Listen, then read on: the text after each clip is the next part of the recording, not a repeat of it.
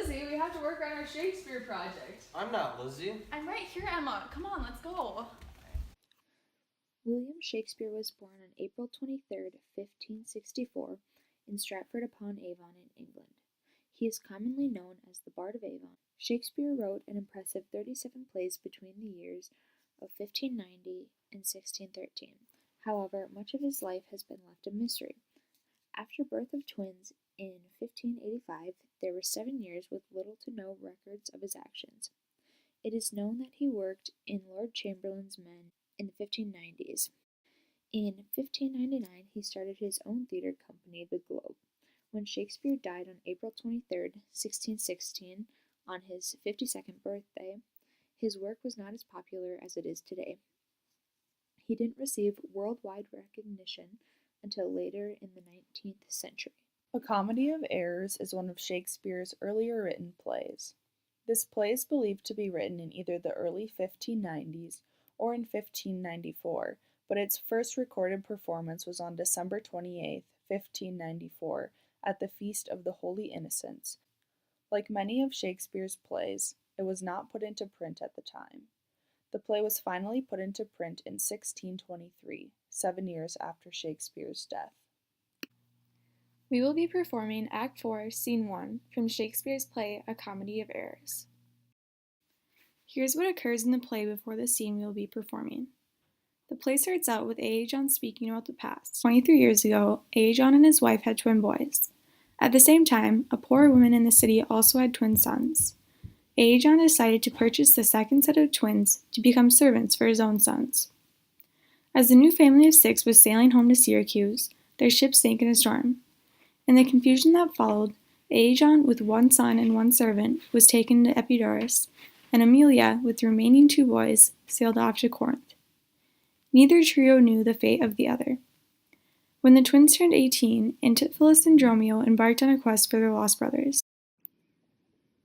There are 5 key characters in Act 4, Scene 1: Antipholus of Ephesus, Angelo, second merchant, Dromio of Ephesus, and the officer. Antipholus of Ephesus is the son of Aegon and Amelia. He has a twin brother, Antipholus of Syracuse, but they were separated during a shipwreck.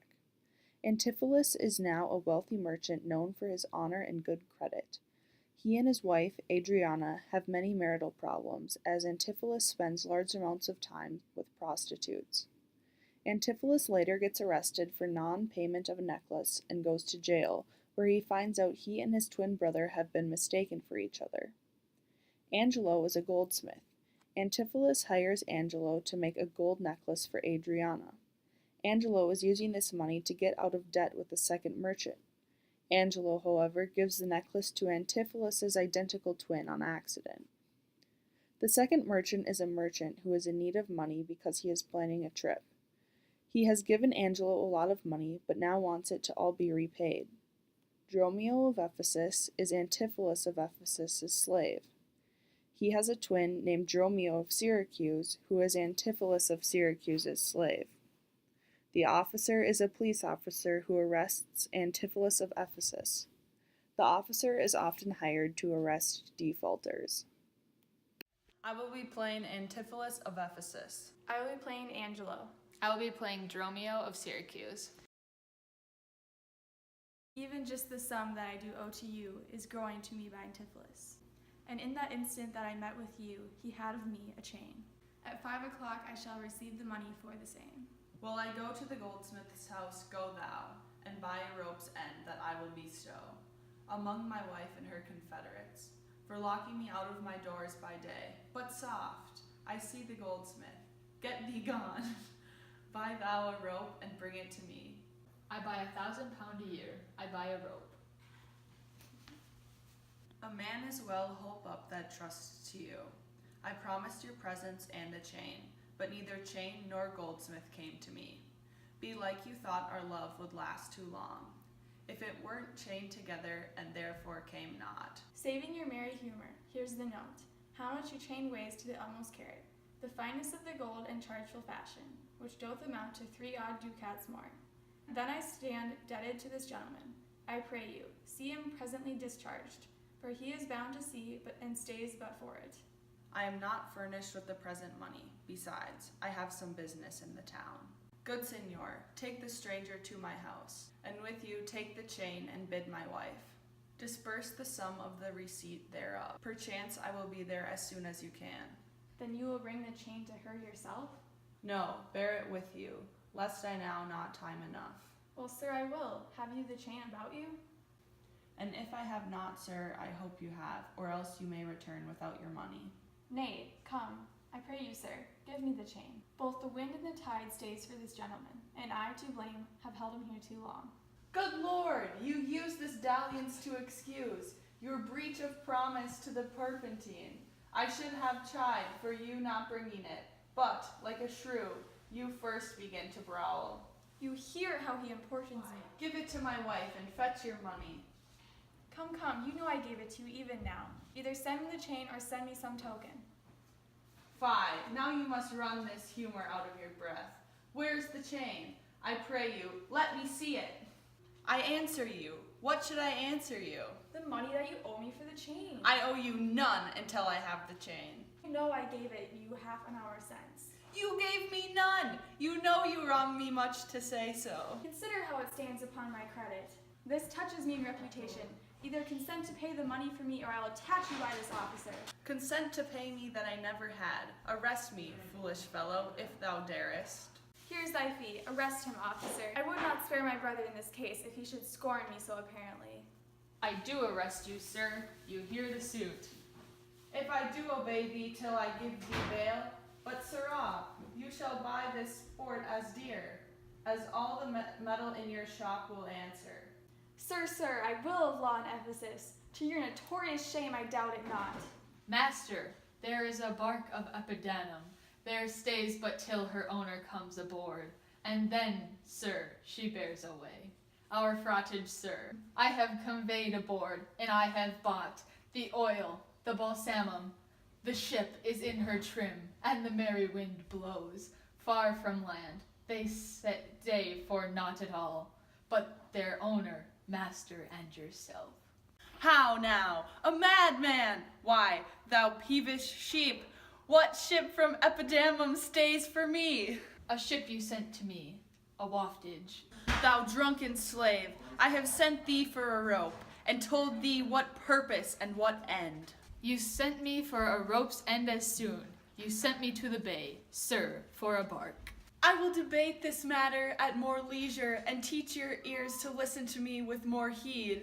To Adriana, villain, hide thee straight. Give her this key, and tell her, in the desk that's covered o'er to Turkish tapestry, there is a purse of ducats. Let her send it. Tell her I am arrested in the street, and shall bail me.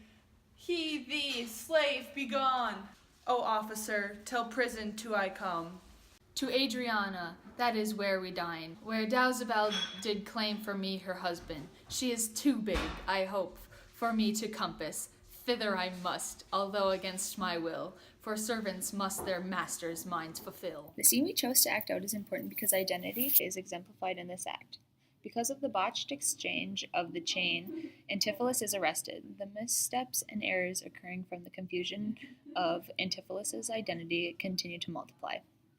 The central theme found within Shakespeare's The Comedy of Errors is isolation. In this play, the most important forms of isolation existing are isolation from family and knowledge of oneself. Following the scene we performed, Adriana and Luciana believe that Adriana's marriage is in serious trouble because they are still confused about the identity of Antipholus of Syracuse. Dromio arrives to carry out the exchange of bail money and free Antipholus of Ephesus, who still believes it is Antipholus of Syracuse. The exchange of the chain and the money decides Antipholus' freedom. Adriana and Luciana still believe that Dromio of Syracuse is Dromio of Ephesus, and Dromio thinks that Antipholus of Ephesus is his master. So in short, there is still mass confusion of identities. The exchange of bail money does not end up going through as Antipholus intended because the wrong Dromio finds him. Dromio only has the rope that Antipholus asked for earlier, and Antipholus ends up beating of Dromio. With all the confusion, they try to claim it as witchcraft, but it is really just a case of misidentification. Finally, to conclude this play, both sets of twins come on stage at the same time, and all of the disputes are settled. The violence stops, and the correct exchanges of the necklace, ring, and money are made. This play captured our attention because we could all draw ties to it. We have all experienced being mistaken for someone that we're not, whether that be a sibling, a cousin, or a complete stranger. The play A Comedy of Errors dramatizes random instances that anyone can encounter in their own lives, and turns it into an exaggerated event to create an entertaining performance for the audience. A Comedy of Errors is known to be Shakespeare's shortest and most unified plays. According to Harold Bloom, the play exemplifies significant skill, action, incipient character, and stagecraft. Its elegant storyline has contributed to the idea that this is one of Shakespeare's most sophisticated plays.